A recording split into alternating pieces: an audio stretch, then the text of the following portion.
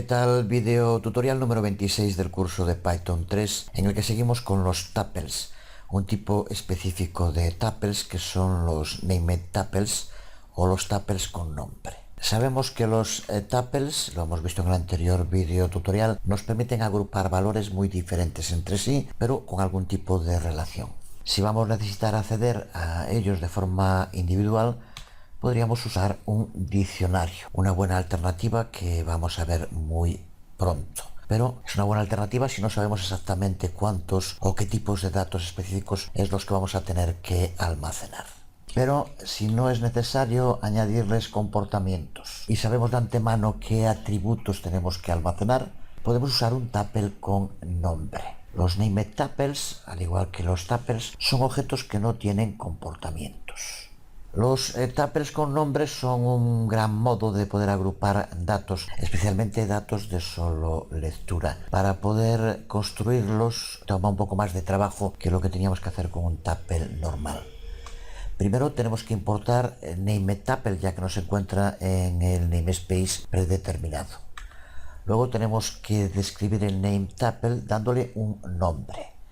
Y por último tenemos que delinear sus atributos.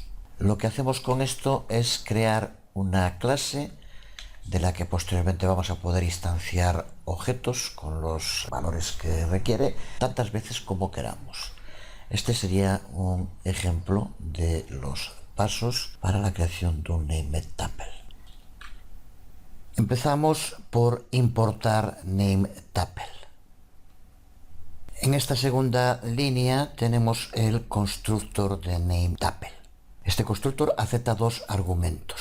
El primero, al que aquí llamamos alumno, es un identificador para el nameTuple, es su nombre. Separado por una coma, el segundo, entre comillas, que es una cadena de atributos separados por espacios, y esos son los atributos que va a poder tener el tuple con nombre. Listamos el primer atributo, seguido por un espacio, el segundo atributo, un espacio, y así sucesivamente con los demás. Puedes también separar cada uno de los atributos con comas, aunque no son necesarias. Pero como puedes ver, todos los atributos van encerrados entre comillas de apertura y cierre. Y el resultado es un objeto que puede ser usado para instanciar otros objetos. Este nuevo objeto podemos llamarlo del mismo modo que llamamos a cualquier clase normal. Esta llamada, que nos permite construir un objeto, tiene que tener el número correcto de argumentos. Pero estos argumentos pueden ser pasados por orden o también pueden ser pasados como argumentos keyword, que es lo que vemos aquí en estos dos, en los cuales el nombre que le dimos al crear el nameTuple se los podemos pasar ahora para indicar a cuál de los atributos nos estamos refiriendo en cada caso. Podemos crear tantas instancias de esta clase como queramos y con diferentes valores, desde luego, cada una de los objetos que vayamos creando. Vamos a verlo en funcionamiento en el shell. Aquí tenemos el código escrito en un archivo y depurado. Antes, al ser para la presentación, había algunas cosas. Por ejemplo, aquí este alumno aparecía como mayúscula cuando lo habíamos guardado aquí en una variable de nombre alumno con minúscula. Por lo tanto, desde luego aquí tenemos que usar alumno con minúscula. Y en los atributos, los que aparecen aquí con nombre como curso y nota son strings, por lo tanto tienen que aparecer entre comillas. Aquí tenemos el mismo código en el shell para poder ahora hacer referencia a él cuando llevemos a cabo algún tipo de práctica. Para empezar, con este nameTuple que acabamos de crear, podemos llevar a cabo empaquetados y desempaquetados exactamente como hicimos en el video tutorial anterior. Pero también podemos acceder a atributos individuales de los que aquí aparecen, como si fuera una clase. Así que es posible escribir algo como alumno.curso y, como vemos, nos devuelve segundo. Lo mismo con alumno.nota.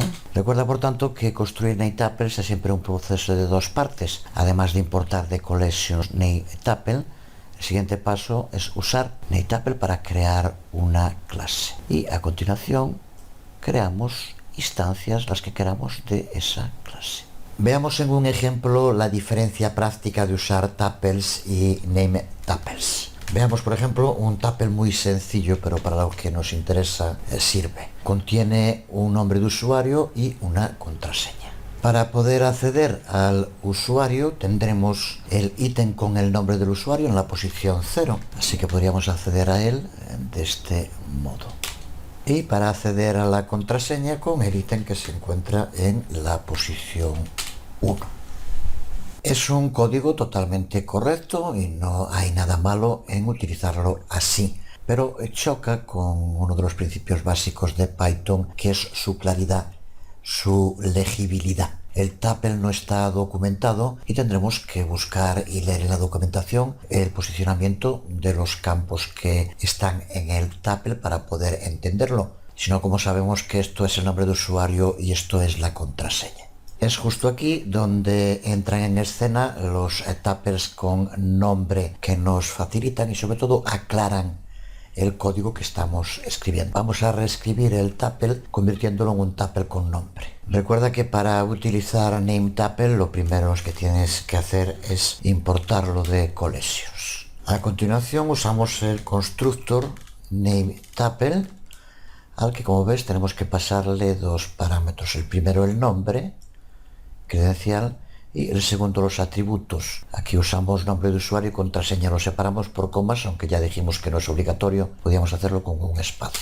Y ahora puedes crear todas las instancias del objeto que quieras, que sería cada una por un nombre de usuario, por ejemplo con credencial 1, y ahora sí que ya va claramente documentado lo que contiene cada uno con el nombre. Podemos hacerlo ya directamente aquí con alp y cambiamos credencial por credencial 2, por ejemplo, y aquí también cambiamos algo para ver la diferencia. Y de este modo ya tenemos creadas dos instancias de nuestro objeto.